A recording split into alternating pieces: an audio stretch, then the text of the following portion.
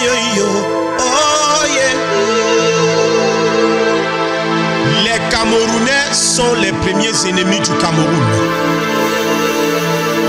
Moi j'ai juré de dire la vérité. Tant pis pour moi si je suis emprisonné. J'ai juré de toujours dire mes vérités. Tant pis pour moi si je suis empoisonné. On dit tous les jours lutte contre la pauvreté. Pourtant tous les secteurs dans notre pays sont déjà minés au bord de la rue. Quand tu veux te débrouiller, les bérets viennent te chercher. Chers téléspectateurs du bœuf politique de Jackie Mofo, nous y sommes toujours et nous recevons aujourd'hui l'activiste Saint-Photocam qui nous a fait l'amitié de venir sur notre plateau, parti d'Allemagne d'un bout, et qui nous explique sa vision politique occidentale, mais nous allons le ramener en Afrique et au Cameroun, qu'il appelle Kemet. Je ne sais pas si je le prononce bien. Nous allons retourner dans le Kemet, si vous voulez bien. C'est un photocam. Certains vous prêtent eu certaine amitié avec Feu Jean Fauchivé, qui était le directeur du CNR. L'avez-vous jamais rencontré dans une quelconque circonstance? J'ai rencontré Fauchivé. Jean Fauchivé, hein, parce qu'il y avait Joseph Fauchivé qui était pasteur. Donc. Ok. Jean Fauchivé, tout le Ah oui, ok, il faut préciser. J'ai connu Joseph Fauchivé, mais pas Jean. Jean Fauchivé, c'est le patron des services secrets, des services de torture et des services d'assassinat politique de Haïdjo à l'époque et ensuite de Biya. Donc, les seules fois où j'ai eu affaire à lui, j'avais les menottes au poignet. Ah bon? Donc, les gens qui vont... Bien sûr, il n'y a pas d'amitié, il n'y avait pas d'amitié entre nous. J'ai été son prisonnier. Voilà, c'est tout. Au CNR? Bien sûr, deux fois j'ai eu affaire à lui. 2 fois, attendez, il faut que je... Disons, en 2 circonstances. Parce que, bon, vous devez savoir que j'ai été arrêté 2 fois et emprisonné 2 fois par le régime du dictateur Biya. Et donc, effectivement, ces 2 fois, j'ai eu affaire à son patron des services secrets, qui était Jean Fauchivé. Voilà. Et donc, à chaque fois, j'étais menotté. Et bon, je n'étais pas en jouissance de mes libertés, de mes droits. Et le monsieur, il croyait pouvoir m'intimider. Ah bon? Oui, il voulait me donner des leçons, me sermonner. Mais bon, il s'est bien rendu compte que non, il avait en face de lui quelqu'un qui incarnait, qui en quelque sorte revivait et vivait l'esprit des Oumniobé, des Wandjé, hein, et des Lumumba et tous ces et celles qui se sont sacrifiés pour le peuple africain. Donc des gens sans peur. Ouais, parce que on m'a dit, j'ai appris une fois qu'il a dit à ses collaborateurs que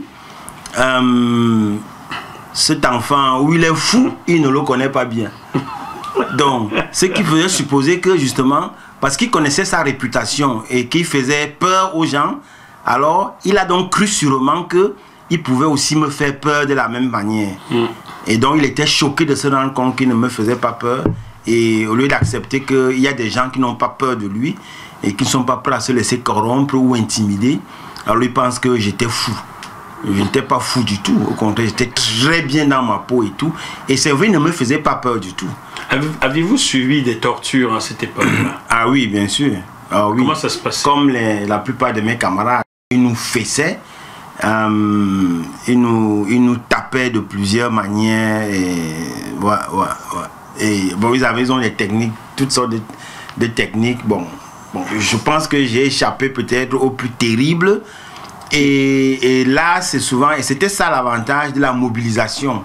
Parce que quand ils m'arrêtaient, quand ils arrêtaient les camarades et que d'autres dehors mobilisaient, faisaient des campagnes, marchaient, revendiquaient, la presse, les médias, tout le monde, la société, le pays en parlait, et qu'à l'étranger aussi, les frères et sœurs à l'étranger, et là tout le monde en parlait, ça les inquiétait. Là, ils faisaient attention.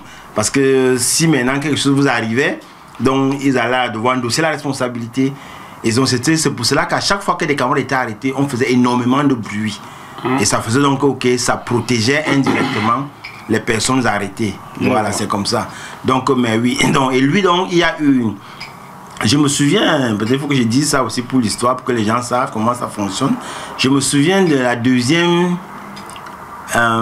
c'était, je crois, mon deuxième emprisonnement. Ah, là, j'étais même passé chez lui. Chez lui, 2 ou 3 fois. Ils m'ont amené, non, comment, à son bureau quand même. Non.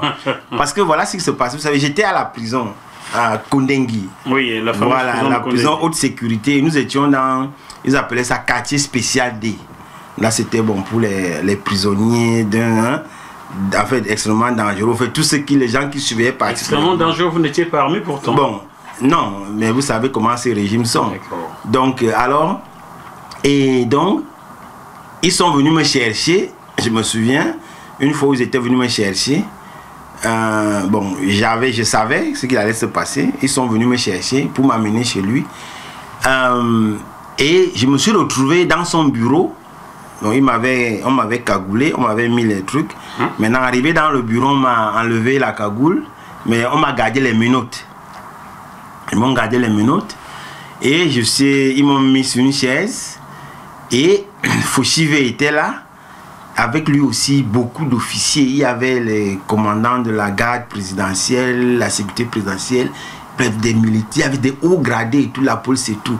Bon, plus tard on m'a expliqué qu'en fait c'était tous les dirigeants, les directeurs des différents services de sécurité.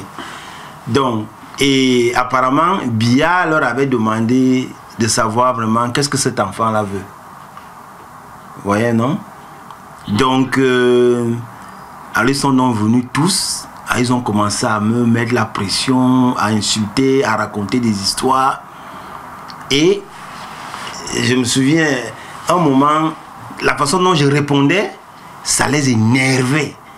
Bon, je ne sais pas si vous connaissez un peu cette technique-là en psychologie de l'oppression. C'est-à-dire que très souvent, la personne qui vous arrête, la personne qui vous torture, croit qu'il est en position de force. Mais il y a des façons de transformer la relation. C'est vrai que physiquement, elle est en position de force. Oui. Mais il y a des façons de transformer la relation de sorte que vous, sa force en quelque sorte, vous l'utilisez contre lui. Et à la fin, psychologiquement, c'est eux qui se trouvent en position de faiblesse. Ah oui, oui, oui. Et donc, c'était ce qui s'est passé parce que j'étais un tout petit enfant, un étudiant, mais devant une salle comme ça, pleine de machins et tout.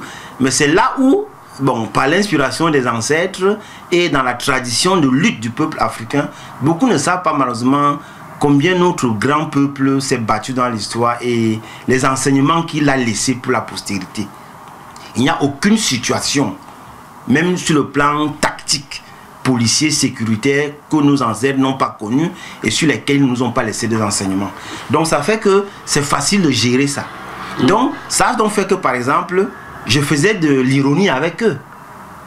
Et je me souviens, il y a eu un moment, un des officiers présents était tellement furieux, il vient, il dit, mais un enfant comme ça, un vaurien, hein, toi tu es même qui? Tu as déjà fait quoi dans ce pays-ci? Regarde comment tu t'assois, regarde comment tu parles à un monsieur comme ça, hein, respectable, hein, un grand fonctionnaire de l'État qui a servi ce pays depuis des décennies. Tu te parles comme ça et tout, un enfant qui ne vaut rien devant ton père. Nous sommes tous, on est tes pères et tout. Alors moi, je leur ai montré maintenant, j'ai dit que, ah, voilà, vous êtes toujours fort pour utiliser la culture africaine pour servir vos intérêts. J'ai montré maintenant, c'est comme ça que les pères africains traitent leurs enfants. Oh, non. Donc ils étaient furieux. Ils étaient KO.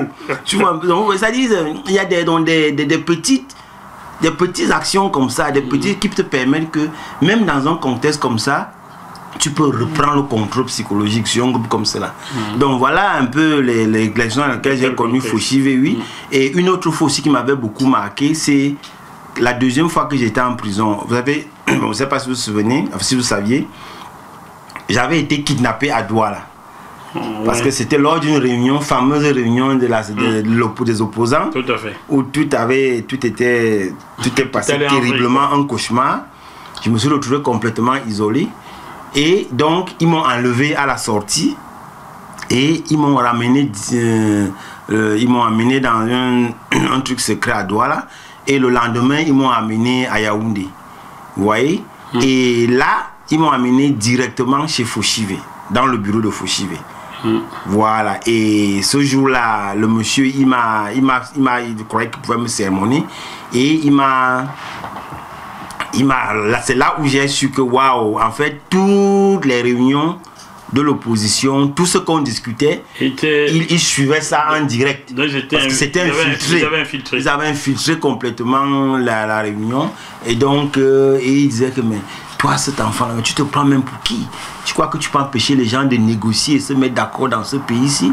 Tu crois que tu es quoi? Tout ton radicalisme là et tout là, tu vas mourir seul là-dedans. Donc, il a dit des choses comme ça. Bon, bien sûr, ça fait réfléchir. Bon, mais... Bon, le problème c'est que moi je n'avais pas besoin de lui pour savoir que, ok, malheureusement, l'opposition chez nous a souvent été infiltrée. À l'époque encore, c'était terrible encore. Donc, mais on n'avait pas besoin de lui pour ça. Et toutes les menaces, tous les problèmes, même parfois les malentendus, les différences avec l'opposition et tout, pour nous n'était pas une raison pour renoncer à notre désir de voir la libération totale du continent. Donc voilà, donc pour résumer, vous savez que bon, il a écrit un livre, son livre, et là-dedans il écrit que je suis un terroriste. Il a écrit, je crois, en 96. Voilà. 96. Il dit que je suis terroriste, que je n'étais pas un étudiant normal en quelque sorte, que j'étais un terroriste. Donc ça vous montre à quel point vous l'avez marqué. Voilà, ouais, non, c'est clair. Si, et moi, ce que j'ai en quelque sorte aimé dans cette confrontation avec Foshivé, c'est que vous savez que c'est l'homme qui a eu sa main, il a dans l'assassinat de nos héros, hein? Les Oumiobe, les Wandje et tous ces gens, Wandje notamment, hein? il a torturé Wandje lui avec ses mains personnellement, Foshivé. Donc moi ça m'a plu, c'est que je suis sûr que ces moments-là, dans mes yeux, il a revu le fantôme de Wandje, de Mounier et des autres, que disait que non, tu as cru que tu nous as détruits, mais la jeunesse africaine là, elle vit, elle tient, et elle va vous régler votre compte, elle va vous envoyer dans la poubelle de l'histoire et réhabiliter les ancêtres que vous avez assassinés. Donc c'est pour cela que, non, Foshivé, je crois que il a eu, comme nos frères et sœurs voyaient dire, il a eu garçon devant lui.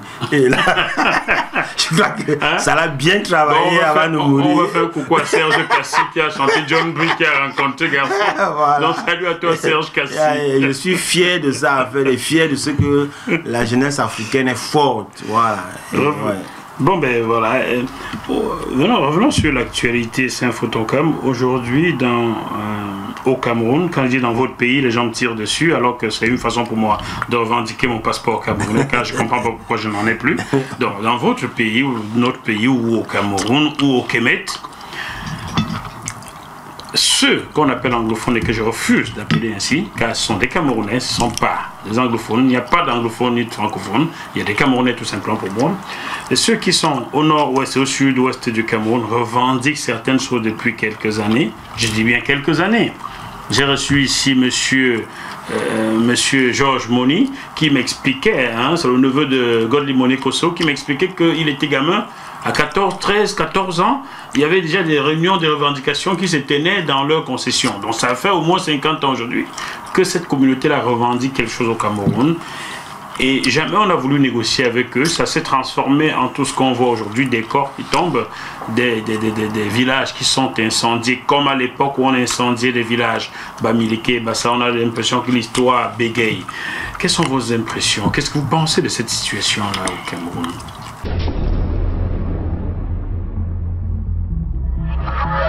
Ce programme vous est proposé par Deviseo Fret, spécialiste du transport international Afrique, Dom-Tom, Océan Indien. Retrouvez-nous sur www.deviseo-fret.com. Téléphone +33 139 85 14 23.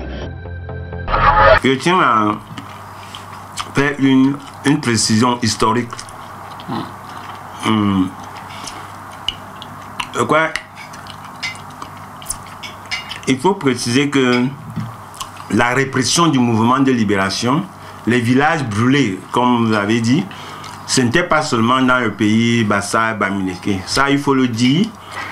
Ils l'ont fait dans le sud, ils l'ont fait dans le nord, parce que la résistance à l'impérialisme occidental, au néocolonialisme français, notamment à l'époque, elle était partout dans le pays. Mais ce qui s'est passé, c'est que dans le cadre d'une politique tribaliste, on veut faire croire aux gens que, non, en quelque sorte, les ennemis du régime étaient seulement les Bamileke et les Bassa. Et du même coup, on fait comme si les autres avaient été des collaborateurs. Et ça permet d'opposer les différentes communautés du pays. Non, non, non. Si vous connaissez par exemple avec Osende Afana.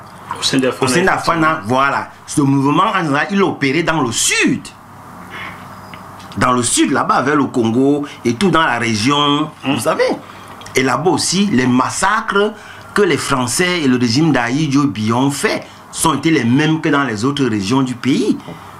Villages brûlés, population massacrée. Osende Afana lui-même, vous savez, il avait été décapité et tout. Donc, non, non. Et même dans le nord, Ahidjo n'a pas hésité à massacrer des gens là-bas qui étaient opposés à lui. Opposés à lui parce qu'on le traitait comme un fils de bâtard et on refusait son autorité. Que c'est raison que quoi, en tout cas, il a curieusement. Donc je crois qu'il faut qu'on soit clair dans l'historiographie de ce pays-là, et de l'Afrique en général, de dire et de reconnaître que c'est tout le peuple africain qui s'est battu. Il faut donc requalifier le génocide dit Bamileke en génocide camerounais tout simplement. Oui, moi je parle de génocide africain. C'est ça, moi je parle de génocide africain. C'est les Africains qui ont été génocidés par ces barbares-là. Et depuis des siècles, dans toutes les circonstances. Donc non, c'est pas, il ne faut pas que les gens font comme si c'est juste un seul peuple, un seul groupe qui avait été victime. Et à quelque sorte réclame pour lui tout seul la mémoire de cette souffrance-là. Non, c'est une mémoire collective africaine. Période. Point final. Et donc moi, tous les discours à caractère tribalisant, tribaliste et tout, particulariste sur ça, moi je ne les accepte pas. Donc ça c'est la première chose que je voulais préciser. La deuxième chose c'est... l'actualité. Voilà, oui. Personnellement, moi je crois qu'il faut faire distinguer deux choses. Je ne supporte, je n'adhère pas non plus moi au discours, aux revendications des sœurs et frères du Nord-Ouest et Sud-Ouest. Par rapport à la revendication d'une mal-identité coloniale, avec tout ce qui est pour moi, ça, je ne suis pas là-dedans. Mais je crois que la vérité des faits de l'histoire oblige à ne pas leur imputer la responsabilité des violences et des massacres qu'il y a là-bas. Là, il faut faire très attention. À qui faut-il imputer ces violences? Ils ont engagé un certain nombre d'actions et de revendications. On peut ne pas les aimer, mais il faut reconnaître que c'est M. Biya qui a commencé à les tirer dessus. C'est M. Biya qui a commencé à les brutaliser, à les torturer. De sorte que, à un moment donné, une situation d'autodéfense légitime s'est posée devant ces gens-là. Ils devaient choisir ou bien se laisser violer, massacrer impunément, ou bien se défendre et défendre leur famille. Donc ça, il faut poser ça d'abord clairement. Maintenant, leurs revendications, leur lutte, bon ça n'est pas quelque chose que moi je supporte parce que bon, sont-elles légitimes pour vous? Bah là justement il faut faire attention. Toute revendication, pardon,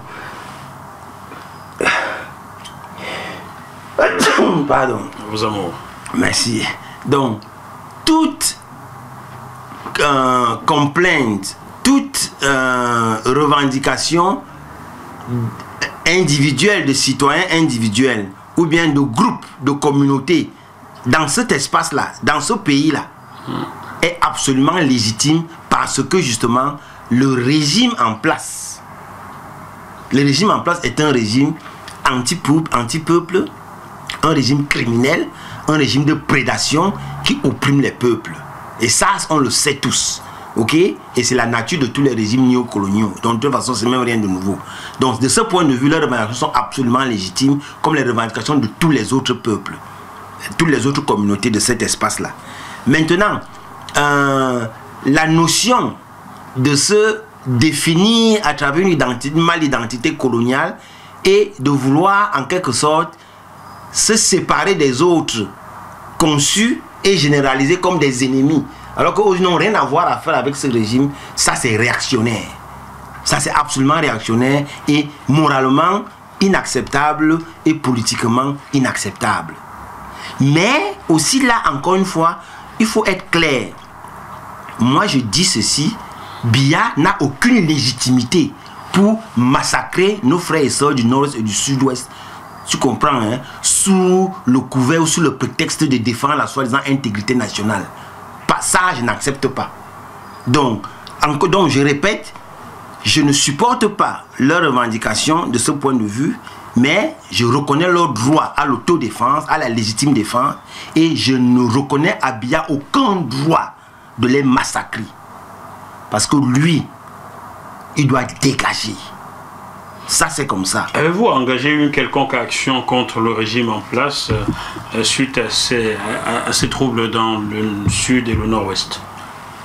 Je ne sais pas comment vous entendez par action, disons. Bon, bien sûr, on fait les actions habituelles dans le cadre de la lutte politique. Bon, on fait des conférences, on mobilise. Bon, il y a toutes sortes de choses qu'on fait, bon, ouvertement, en fait plus discrètement. Oui, on lutte. On lutte. Je crois qu'il ne faut pas faire maintenant comme si toutes nos luttes doivent se résumer à cette situation particulière. Ça, c'est très dangereux. Par exemple, à ce sujet, j'ai des sérieux problèmes avec certains activistes, certains intellectuels du pays là, qui, toutes ces années, n'ont rien fait. Alors que, depuis toutes ces années, M. Biya tuait des sœurs et frères, M. Biya volait, avec ses complices là, sa clique au pouvoir, il détournait l'avenir du peuple africain. Mais ces gens ne disaient rien. Et brusquement, aujourd'hui, ils se découvrent tous une vocation, une mission. Hein? D'être des prophètes de l'anglofolie, ou je ne sais pas comment ils appellent ça. Et là, moi, j'ai un problème. Donc, j'ai dit que non, ne réduisons pas la situation, la lutte du peuple africain à une situation particulière. Ayons la compréhension globale de ce qui se passe et apprenons à nous battre de façon globale. Et c'est à ce niveau que je pense, par exemple, que si les sœurs et frères nord du sud-ouest avaient eu cette approche africaine, globale de la situation, ils auraient mené une meilleure lutte. Et aujourd'hui, les choses se seraient passées autrement avec M. Biya. Ça serait passé autrement. Malheureusement, on a vu qu'ils se sont, en quelque sorte, aliénés le soutien des autres composantes du pays. Alors, ils sont maintenant là, acculés tout seuls dans leur coin, dans une lutte. Et de l'autre côté, maintenant, l'indifférence ou la passivité des autres, M. Biya en profite de façon absolument dégoûtante pour, non seulement accroître la pression sur les gens dans le pays, mais aussi justement utiliser une violence inacceptable, vraiment intolérable contre les sœurs et frères du nord-est et du sud-ouest. Et donc, ça a été vraiment dommage. Mais je pense qu'il n'est pas trop tard pour bien faire. Et j'espère toujours que le leadership de ces sœurs et frères du nord-est et du sud-ouest là va comprendre l'erreur tactique qu'ils ont faite et qu'ils vont réorganiser, repenser leur lutte en conséquence. Parce qu'il faut que ce soit clair pour nous tous. Il n'y a pas de liberté, il n'y aura pas d'avenir pour chacun de nous individuellement en Afrique si il n'y a pas d'avenir et de liberté pour tous les Africains ensemble sur le continent et dans la diaspora. Année électorale dans votre pays, le Cameroun. Ah, vous savez, dans 3 mois exactement. Moi, là, je dis, vous savez, il n'y a pas plus trompé que celle ou celui qui veut se laisser tromper lui-même ou elle-même. Les gens s'enthousiasment pour des élections, mais sérieusement, depuis, ça fait combien d'années même qu'on est dans l'état néocolonial là chez nous là? Mais depuis plus de 60 ans aujourd'hui. Mais comment peut-on être aussi naïf pour croire que les élections vont apporter le moindre changement possible? Mais c'est complètement idiot ça. Que faudrait-il faire? Mais ne pas aller légitimer Biya pour rien. Organiser la lutte. Il ne faut donc pas aller aux élections pour vous? Non. Moi, j'en appelle là, je le dis ouvertement, j'en appelle au boycott des élections. Parce que ça ne va rien amener. Biya va s'accrocher au pouvoir, comme toujours. Il va se faire élu par ses commissions électorales bidons. Il va se faire proclamer président par sa constitution. Vous avez vu les manœuvres qu'il a déjà faites pour émettre les gens qu'il veut au Conseil constitutionnel. Donc tout est déjà préparé pour le légitimer demain. Donc, ça sert à quoi? Vous êtes sur JMTV+.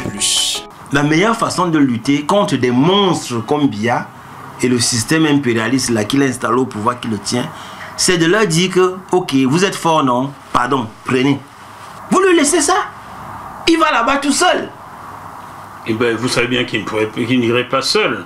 Il y a Donc, les gens, bien sûr, il va fabriquer, tous ceux qui sont autour de lui. Oui, mais d'accord, il va fabriquer quelques petits machins. Bon, c'est son problème, il n'a qu'à faire ce qu'il veut. Mais que le peuple, ou ceux qui incarnent quand même un espoir de changement et qui ont quand même des sympathisants, des militants assez considérables, qu'ils le laissent faire. Vous parlez de qui là?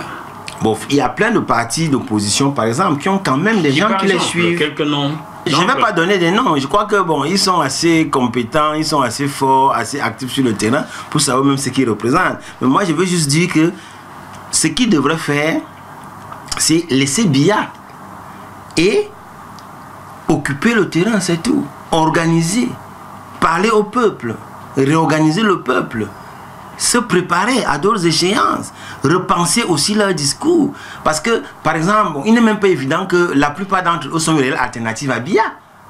Ça, c'est par exemple un problème. Vous voyez? Parce que le peuple africain a marre. Vous savez qu'il y a beaucoup de gens au pays qui disent que, ok, puisque certains de la plupart de l'opposition là, ils ne sont pas différents de Biya, au lieu qu'on ait encore une autre personne là qui va être comme Biya, il faut mieux que Biya la reste. Parce que beaucoup parmi eux ne donnent pas une alternative au peuple. Donc le peuple se dit que finalement, mais c'est tous des petits malins. Et en face de Biya, vous voyez donc personne qui peut aujourd'hui élever le peuple camerounais? En fait, écoutez, la question n'est pas... Et ça, c'est encore un autre problème que nous avons tout le temps. Pourquoi est-ce qu'il faut soit toujours que ce soit des individus? Je ne comprends pas. Pourquoi ce soit toujours un individu, soit le sauveur de la nation, non. Pourquoi? Un individu arrive toujours avec un groupe qui l'accompagne. Hein? Non, écoutez, non. Il faut qu'on arrête cette façon de concevoir la politique chez nous qui nous a été imposée par les Occidentaux pour mieux nous contrôler. Ce qu'on veut, c'est la fin du système néocolonial, la destruction de l'appareil néocolonial et la mise en place de nouvelles institutions inspirées sur le modèle de nos ancêtres, le modèle de la culture, la tradition, l'histoire africaine. À partir de là, rien ne va plus se déterminer en fonction de la figure d'une personne, mais c'est les masses elles-mêmes qui vont avoir le contrôle de leurs affaires. Et c'est moi, le genre de discours, le genre d'approche qu'il faut que les gens communiquent au peuple africain aujourd'hui. Et non pas d'aller se mettre dans les élections avec Biya. Écoutez, en utilisant les mêmes discours parfois, les mêmes programmes. Par exemple, quand tu peux, ok, l'attitude par rapport aux intérêts, à l'impérialisme étranger. Est-ce qu'ils offrent une alternative à Biya? La question se pose. Quel genre de système politique veulent mettre en place? Est-ce que c'est une différence de ce que Biya fait? La question se pose. Etc. Non. Qu'ils laissent Biya tranquille. Et qu'ils le laissent aller faire le faux qu'il a envie de faire tout seul. Mais que eux, ils s'installent sur le terrain, occupent les thèmes qui sont ceux qui préoccupent le peuple, organisent le peuple autour de ces thèmes-là. Biya va monter, descendre, il va danser, chanter. Le temps va faire en sorte que, avec le travail bien fait politiquement sur le terrain, tôt ou tard, quand le peuple va alors se remettre en marche, rien ni personne ne pourra l'arrêter. C'est là que moi j'en appelle au peuple kamite. Je lui dis, s'il vous plaît, n'allez pas à ces élections-là. Laissez Biya et les opposants qui veulent et croient qu'ils vont à travers, je ne sais pas quelles promesses les Occidentaux leur font, comme ils font aussi à Biya, ils vont aller manger avec Biya en légitimant des élections bidons. Laissez-les aller faire ça avec Biya. S'il vous plaît, tenez-vous à l'écart, organisez-vous, redéfinissez les intérêts, redéfinissez les priorités de la lutte, organisez-vous en conséquence et travaillons ensemble pour que le moment venu, on puisse faire effectivement basculer l'histoire de ce pays-là dans le sens de ce que nos ancêtres voulaient et pour lesquels les Occidentaux et les Biya les ont massacrés. Ouais, c'est ce que moi je dirais. Chers téléspectateurs, on se retrouve dans quelques minutes pour la dernière partie de cette émission. Vous êtes sur JMTV+.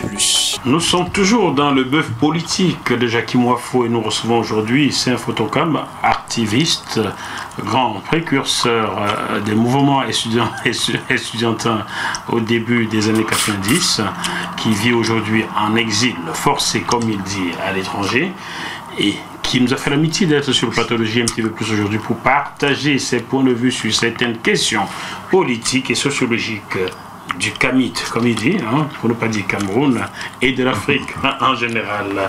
Ça, Photocam, que sont devenus ceux qui faisaient partie du Parlement avec vous? Que sont-ils devenus? Où vit qui? Que fait-il? Je vais peut-être procéder et vous en dire si c'était. Patrice Nganan était-il avec vous? Non, je crois Nganan, c'est plus jeune. La promotion après vous. Ce sont les plus jeunes. Lui, il était. Bon, en tout cas. Qui ont pris le flambeau. Oui, et moi, je n'ai pas eu. Pardon. Je n'ai pas eu affaire avec lui directement. Donc, je ne sais plus très bien à quel moment de l'histoire du mouvement bon, il s'est plus ou moins retrouvé impliqué avec. On va donc citer les plus connus. Que devient Margaret Thatcher? C'était quoi son nom de famille, son vrai nom déjà? Bah, je crois qu'il faudra qu'elle-même le dise. Je ne sais pas. Que devient-elle? Je ne sais pas. Aujourd'hui, je n'ai pas eu ces nouvelles. Plus de contact? Je n'ai pas eu ces nouvelles aujourd'hui. Aujourd'hui, hier vous les avez eues? Il y a un an vous les aviez eues? Ça veut dire que ça fait longtemps quand même. Bon. Que devient Schwarzkopf? Non plus? J'ai pas de ces nouvelles non plus. Bon. Disons, attendez, disons ceci. Oui. Personnellement, moi, je crois que vous savez tous qui est qui et vous savez où qui est. Il veut me les trouver et que chacun dise qui il est, ce qu'il fait, ce qu'il est devenu. Moi, je sais simplement que, bon, ça fait tellement longtemps que nous ne nous voyons plus. Chacune de nous fait sa vie. Donc, maintenant, chacune aussi assume les actes ou le manque d'actes qui caractérisent la vie des uns et des autres, des unes et des autres. Moi, personnellement, je ne peux parler que de moi. Et, bon, c'est que, ok, et je dis que les ancêtres seuls sont témoins de ce que chacun de nous est, chacun de nous fait ou a fait. Et donc, bon, il y a eu une polémique là. À l'époque, j'ai été interviewé par une journaliste pour un grand magazine online panafricain où la question avait été posée, où j'ai été vraiment coincé d'y répondre. Là où j'ai dû donner un certain nombre de détails, d'informations. Moi, j'ai dit juste que, vous savez, mon seul juge, ce sont ma conscience et nos ancêtres. Et puis nos peuples. La brouille serait donc venue de là? Donc, moi, j'ai fait ce que je devais faire. Et maintenant, bon, que ceux qui pensent ou prétendent avoir fait mieux, ok, ils n'ont qu'à se signaler et puis montrer ce qu'ils ont fait. L'histoire est là, elle saura dire la vérité. Et moi, je laisse le soin à notre peuple, aux ancêtres de juger. Donc, franchement, je ne sais pas où sont. Je n'ai pas tellement envie de parler d'eux. On a bien compris. Il y a quelqu'un qui défraie régulièrement la chronique dans l'actualité camerounaise aujourd'hui. Il s'agit de Vincent Ouonanguini. Vous l'avez connu à l'époque, non? Pas directement, pas personnellement.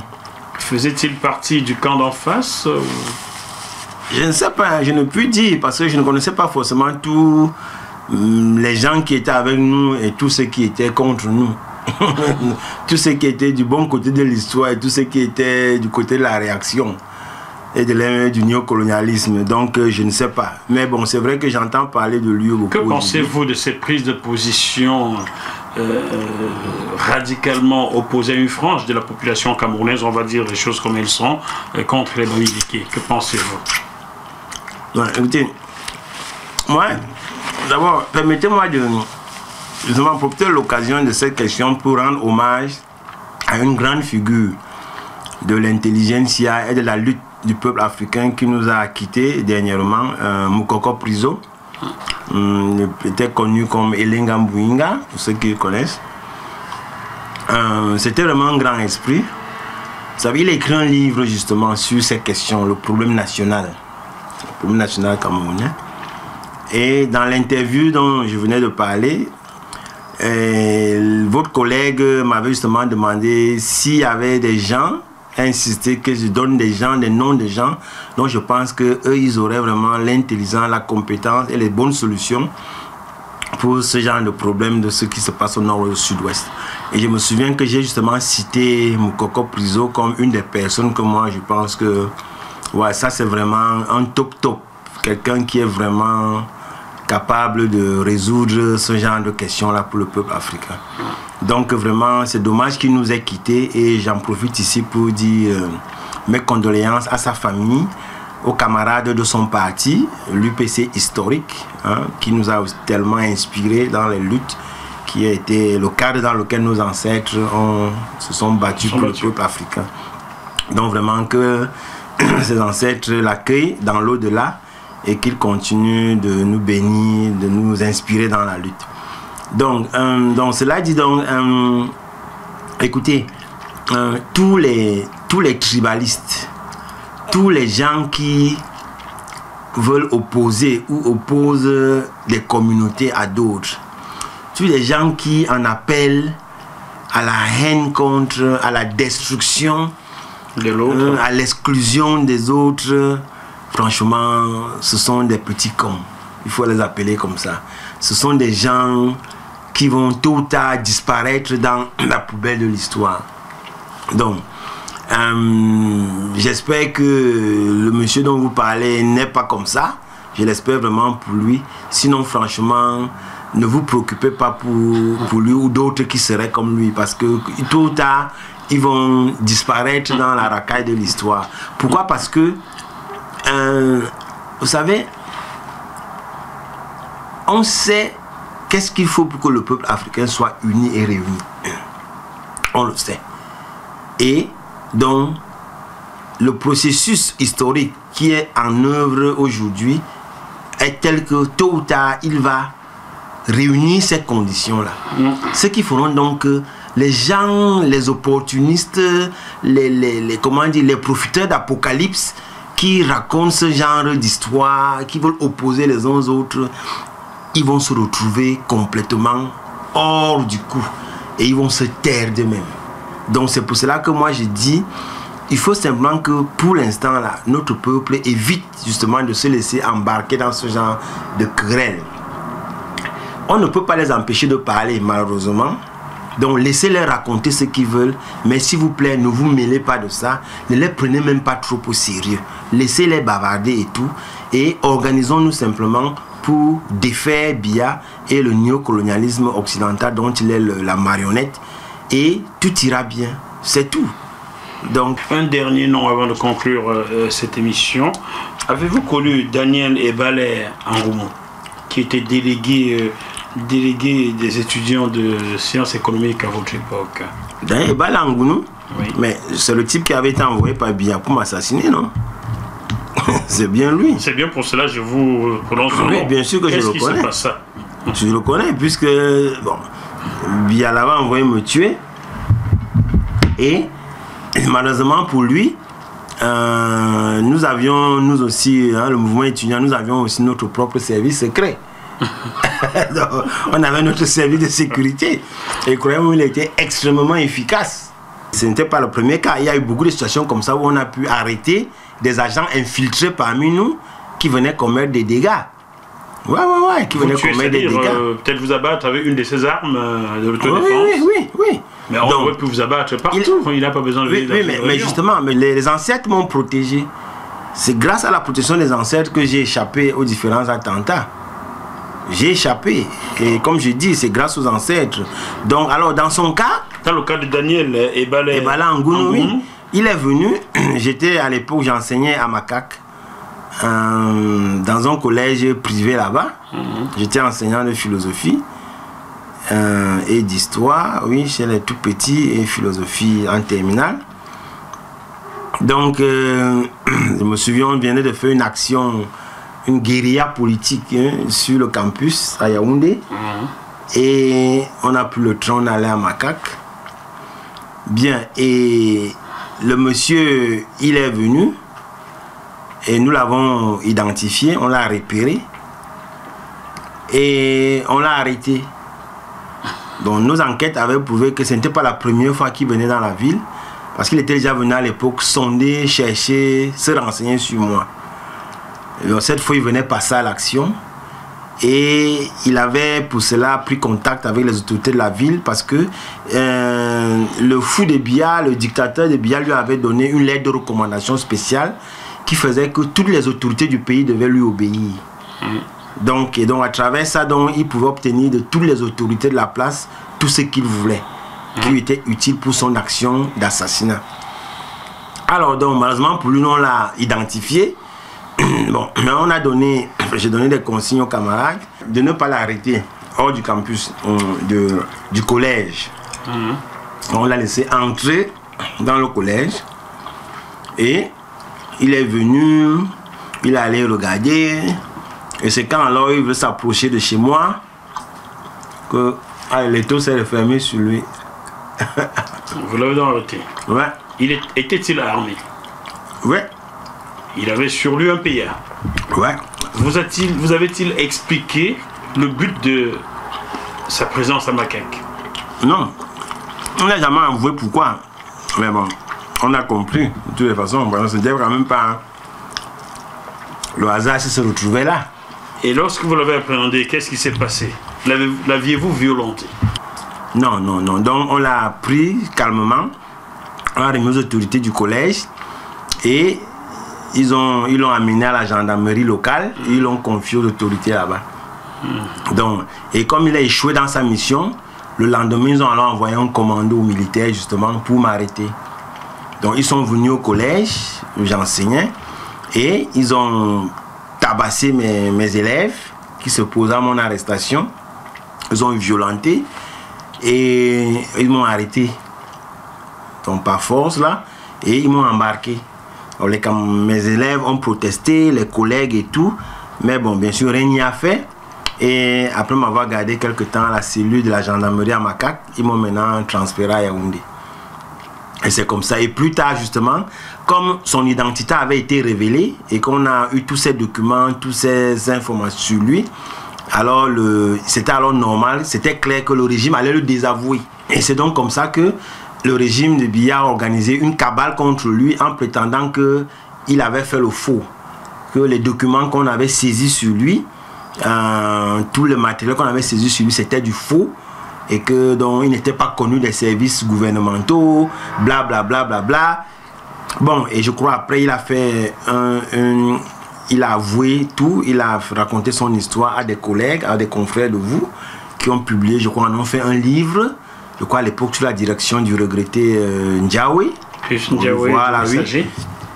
Voilà. Et donc c'est comme ça que le monde, en fait, tout le monde a su à travers mon arrestation et lui, son épisode, qu'il y avait des gens comme ça, des tueurs comme ça, que le régime avait organisé et qu'il envoyait derrière des activistes, des étudiants et probablement d'autres personnes de la société civile et de l'opposition pour éventuellement les massacrer. Et ça, c'était terriblement effrayant. Donc c'était un peu comme du tonton macoutisme, vous voyez, un peu comme à Haïti à l'époque, la voilà. Et ça, c'était effrayant. Alors, ils l'ont désavoué. Ce qui est encore plus terrible, c'est dans ses révélations, il avouait qu'il était le petit copain de Biya. Pardon? Oui, si, dans ces révélations, oui, il avouait avoir été le petit copain de Biya. Vous connaissez, il y a des pratiques sexuelles perverses qui sont pratiquées dans les instances du pouvoir là-bas chez nous. C'est ce qu'on appelle la malédiction ojulatiste. Donc, et il paraît donc qu'il y avait des choses terribles, donc il a révélé des pratiques vraiment terribles qui se font dans ce régime-là. Bon, imaginez, j'ai même pu me procurer, trouver ce livre-là. J'aimerais bien pouvoir le lire moi aussi pour pouvoir en dire plus. Mais je crois que ça vaudrait la peine de s'en... Ouais. Wow. Ouais. Pour terminer, y a-t-il une question que vous auriez aimé que je vous pose et j'ai pas tilté dessus étant donné que le journaliste ne sait pas tout, il apprend tous les jours. Ben, donc, Je crois que peut-être, bon, la seule chose qui me resterait encore à cœur de mentionner, c'est juste que nos gens doivent comprendre que...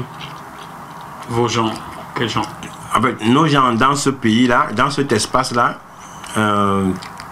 Kemet, doivent comprendre que notre pays a un rôle à jouer dans l'émancipation globale du peuple noir. Et que, parce qu'il y a beaucoup de choses, beaucoup de facteurs, beaucoup d'événements, de situations, de choses historiquement qui se sont déroulées dans nos frontières là et où nous avons été impliqués directement ou indirectement, qui font penser que vraiment beaucoup de choses concernant l'avenir de l'Afrique vont sûrement se jouer chez nous, dans cet espace-là. Cet espace Cameroun que vous appelez Kemet. Oui, Kemet, la voilà, dans Kemet là. Et que nous devons être prêts à ce moment-là à assumer cette mission-là, à jouer ce rôle-là. Parce que, par exemple, beaucoup ne le savent pas. Mais par exemple, à l'époque de l'UPC historique, le moment d'indépendance, nos ancêtres n'ont pas seulement lutté pour Kemet, mais ils se sont retrouvés impliqués dans presque tous les mouvements de libération de tous les autres pays africains. Tout à fait. Si les cadres de l'UPC ont été partout, en Guinée, en Algérie, en Algérie, Niger, surtout, j'ai rencontré un lieutenant de etc., ils ont été là-bas. Donc, et c'est quelque chose vraiment d'absolument remarquable que beaucoup ne savent pas. Et même quand en Europe, il fallait mobiliser les Africains pour les luttes d'indépendance, FEANF, par exemple, moi, les étudiants noirs en France, les syndicats, tout ça, nos gens ont toujours été à l'avant-garde de cette lutte-là. Et c'est pour cela que beaucoup de nous doivent comprendre que ce n'est pas pour rien que nous avons eu des ancêtres qui ont eu une telle vision et un tel engagement. Et donc, tous celles parmi nous aujourd'hui qui luttent, mais limitent leur engagement et leur préoccupation à seulement ce qui se passe dans notre triangle, ils sont en train de faire une grosse erreur. Ils sont en train de faire une grosse erreur. Donc franchement, moi je les invite à être plus ouverts, à être plus généreux, à être plus conscients des enjeux globaux de la lutte et de la situation du peuple noir. Et où qu'ils soient, il ne faut pas qu'ils soient seulement bornés en ne regardant, à s'intéresser aux choses que quand ça se passe dans Kemet là. Parce que ce que vous apprendrez des autres, ce que vous ferez en communion avec les sœurs et frères des autres pays africains dans la diaspora, ça va vous mûrir humainement, moralement et politiquement, et vous donner la force et les compétences nécessaires qui vont vous permettre de régler le compte du régime dictatorial de Biya et de ses maîtres néocolonialistes, impérialistes occidentaux. Donc, quand beaucoup de gens me disent oui, c'est un faux, moi je ne parle, je fais... Non, c'est pas ça. C'est pas que je n'ai pas oublié cet espace-là, non. Mais c'est parce que je sais que pour que je puisse bien aider mon peuple là-bas, dans Kemet, à se libérer de Biya et des impérialistes, je dois aussi être capable, comme je le fais aujourd'hui, de me battre pour et avec les sœurs et frères des autres pays africains et de la diaspora. Ça, il faut que les gens comprennent ça. Donc c'est tout ce que moi je dirais comme dernier mot à mes gens. Franchement, battez-vous pour le peuple noir où qu'il se trouve, où que vous vous trouvez, avec la même détermination, la même sincérité, la même foi que vous vous battez pour ce qui se passe à Kemet. C'est seulement comme ça que vous réussirez à Kemet. Ok? Donc c'est ce que je dirais. Chers téléspectateurs de JMTV+, merci d'avoir suivi ce bœuf politique pour lequel Symphotoncam a été l'invité. On se retrouve sur ce même plateau dans quelques jours avec un autre invité. Et d'ici là, comme je vous le dis souvent, malgré la situation très compliquée un peu partout, gardez la banane, au moins jusque là. À bientôt. Bye bye. Merci à JMTV+. Continuez de donner la parole à ceux à qui on la refuse.